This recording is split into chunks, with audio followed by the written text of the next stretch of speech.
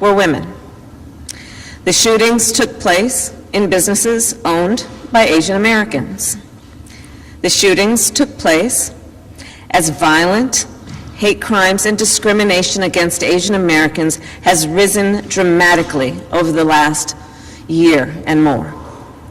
In fact, over the past year, 3,800 such incidents have been reported, 2 of 3 by women. Everything from physical assaults to verbal accusations. And it's all harmful. And sadly, it's not new. Racism is real in America, and it has always been.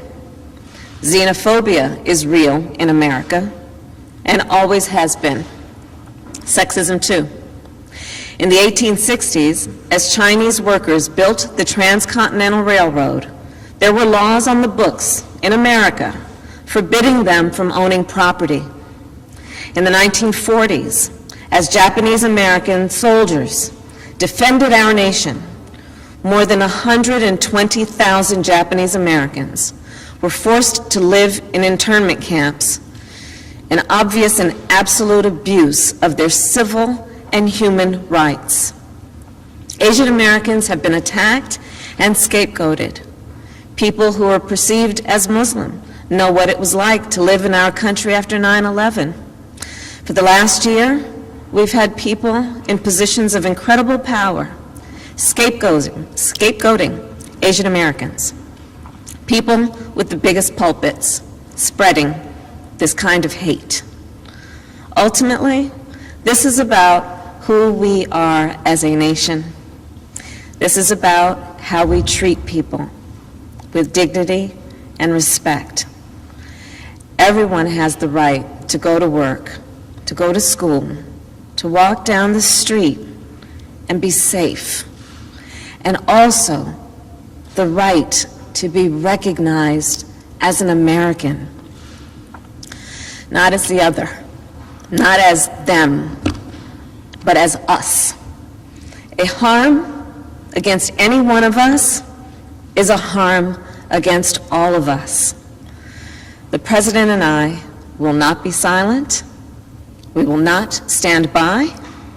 We will always speak out against violence, hate crimes, and discrimination wherever and whenever it occurs.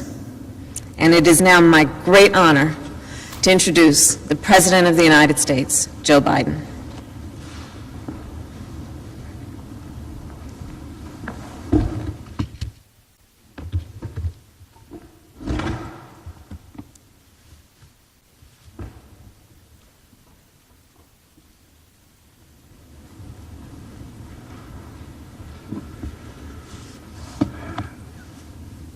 Thank you, and good afternoon. Sorry a little late, but we had an opportunity to meet with leaders of the AAPI community downstairs, and it was heart-wrenching to listen to them. As many of you know, we originally planned to hold a car rally to thank our supporters. But given the recent days, events of the recent days, we didn't feel it was appropriate. So we canceled that rally. But we want our supporters to know we'll come back and hold that rally another trip. But today, we want to speak about something else. I said from the beginning of my campaign for president that we needed to come together, that we needed to unite as one people, one nation, one America. I said in my kickoff speech in Philadelphia, I said that very same thing when I spoke at Gettysburg. I said that in my inaugural address. And I believe with every fiber of my being, there are simply some core values and beliefs that should bring us together as Americans. One of them is standing together against hate, against racism, the ugly poison that has long haunted and plagued our nation. The Vice President and I, as I said, met a little bit earlier, just before this, with leaders from the Asian American community here in Georgia. We talked about Tuesday's mass shooting, about another example of the public health crisis of gun violence in this country. 8 people killed, 7 women, 6 were of Asian descent. All fellow Americans, each one of them we mourn. Their families are left with broken hearts and unanswered questions. And the investigation is ongoing, and the Vice President and I are being regularly updated by the Attorney General and the Director of the FBI. Working closely with Governor Kemp and Mayor Bottoms and local officials. But whatever the motivation, we know this. Too many Asian Americans have been walking up and down the streets and worrying, waking up each morning the past year feeling their safety and the safety of their loved ones are at stake. They've been attacked, blamed, scapegoated, and harassed. They've been verbally assaulted, physically assaulted, killed. Documented incidents of hate against Asian Americans have seen a skyrocketing spike over the last year, let alone the ones that happened and never get reported. It's been a year of living in fear for their lives, just to walk down the street. Grandparents are afraid to leave their homes. Small business owners targeted and gunned down. Attacks on some of the most vulnerable people in our nation, the elderly, low-wage workers, and women. In fact, Asian American women suffer twice as many incidents of harassment and violence as Asian American men. We're learning again what we've always known.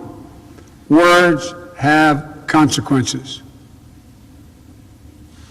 It's the coronavirus, full stop. The conversation we had today with the AAPI leaders and that we're hearing all across the country is that hate and violence often hide in plain sight. It's often met with silence. That's been true throughout our history. But that has to change because our silence is complicity. We cannot be complicit. We have to speak out. We have to act. In my first week in office, I signed an executive order directing federal agencies to combat this resurgence of xenophobia. The Department of Justice is strengthening its partnership with the AAPI community to prevent these crimes, in addition to its other work to take on violent extremists and domestic terrorism. I'm calling on Congress to pass and get to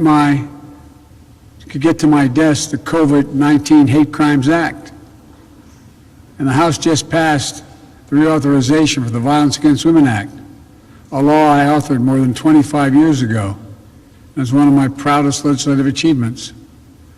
I call on the Senate to swiftly pass it and get it to my desk. But for all the good that laws can do, we have to change our hearts. Hate can have no safe harbor in America. It must stop. And it's on all of us together, to make it stop. Something else should bring us together, and that is a belief in science. Science isn't something that should divide us. There's nothing political about it. There's nothing partisan about it. One of America's best examples of commitment to science is headquartered right here in Atlanta, the Center for Disease Control and Prevention. The CDC represents the best of this nation, brilliant minds, deep faith in science, and a strong commitment to public service. We came here to thank them for all the work they do, and especially the work they've done over the course of this pandemic. We owe them and their families our gratitude. We wanted to convey to them the absolute commitment to give them everything they need to do their work and get it done, free of politics and guided by science. And because of them, we're making real progress. We just met my goal of administering 100 million shots before my first 100 days in office. We did it in about 60 days. We're not stopping now. The American Rescue Funds, more vaccines, more vaccination centers, and more increase in testing. It's going to help us accelerate our nationwide effort to reopen schools safely. Last week, I directed all states, tribes, and territories to make all adults eligible to be vaccinated no later than May 1. But while this is a time of optimism, it's not a time for relaxation. I need all Americans to keep doing your part. Wash your hands, stay socially distanced, keep masking up as recommended by the CDC, and get vaccinated when it's your turn. None of this is political. It's all science-based. But now is not the time to let our guard down. That's science-based as well. In the last week, we've seen increases in the number of cases in several states. Things may get worse as new variants of the virus spread. That's why we need to vaccinate as many people as quickly as we possibly can, because it's the best thing we can do to fight back against these variants. We have to beat this virus. We have to, and we will. But we'll do it by setting aside politics and embracing science.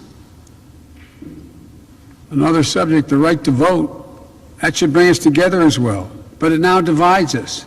This is a democracy. The right to vote is fundamental. The fact that there was a record turnout in America in the last election, in the midst of a pandemic, should be something we celebrated, not attacked. The fact that you held a free and fair election in Georgia that stood up to recount after recount, court case after court case, is something you should be proud of. The fact that your poll workers, your election workers, your volunteers, your local officials, your state officials, your courts stood up to the immense pressure with character and honesty and integrity helped save our democracy. And this country will long be grateful for it. But as this state, home to Martin Luther King and John Lewis, knows better than most, the battle for the right to vote is never, ever over. And it's not over here in this state of Georgia. So we're in a fight again. It's a fight we need to win.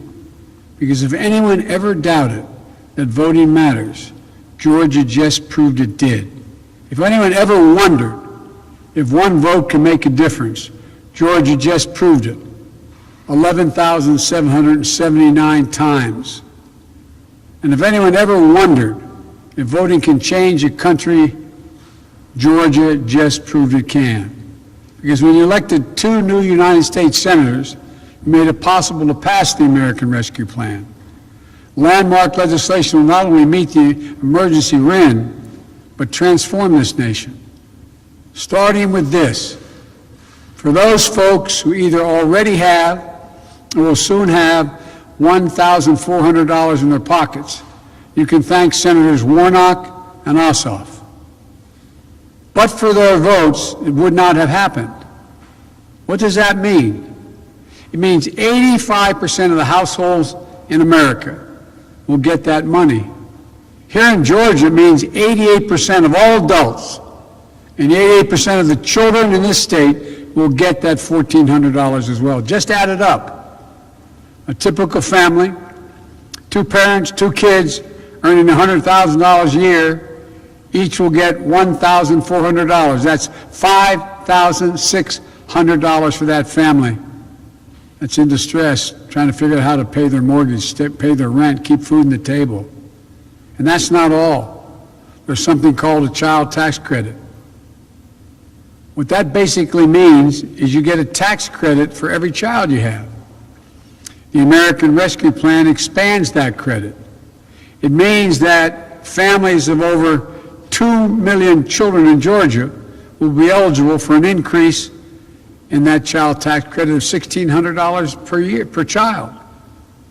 And it's going to be delivered on a regular basis.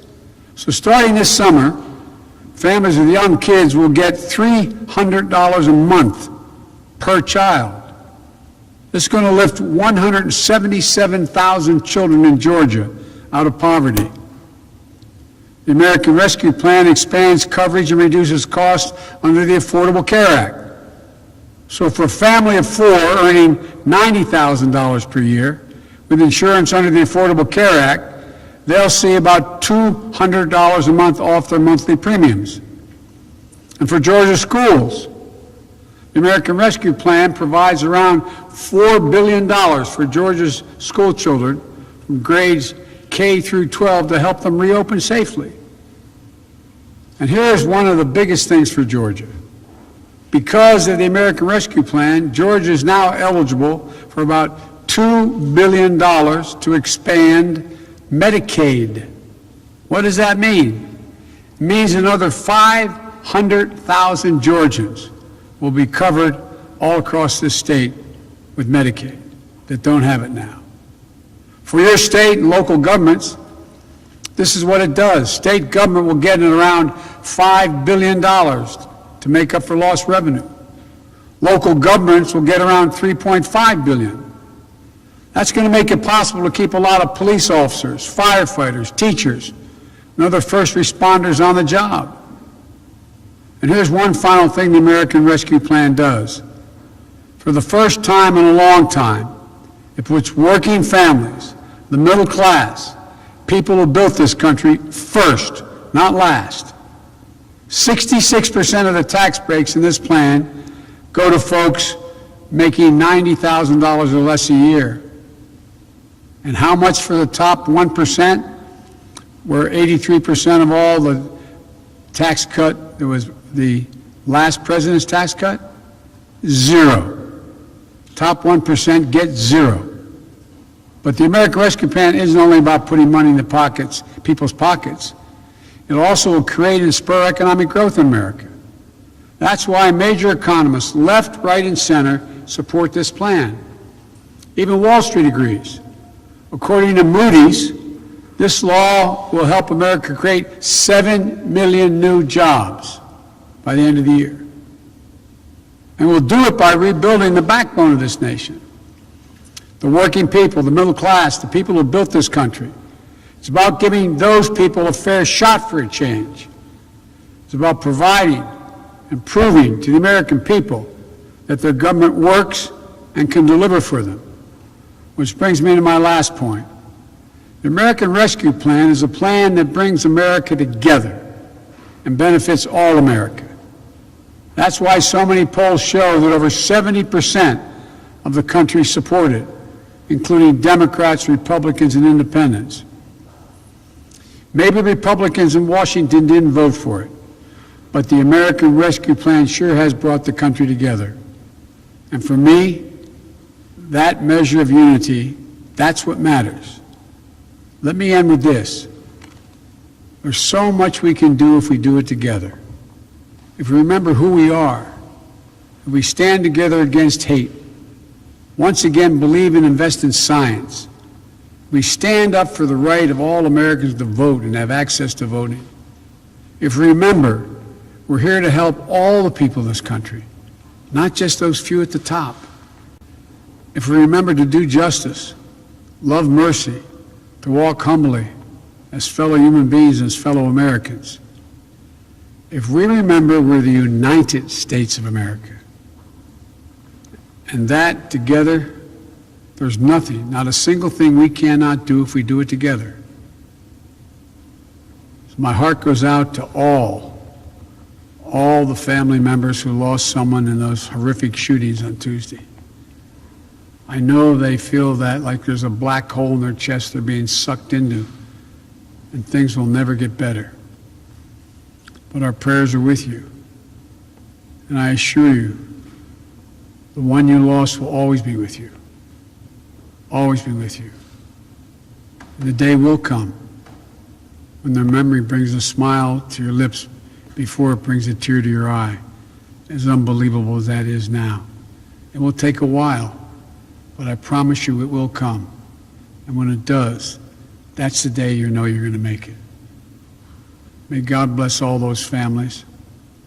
May God protect our troops. Thank you very much.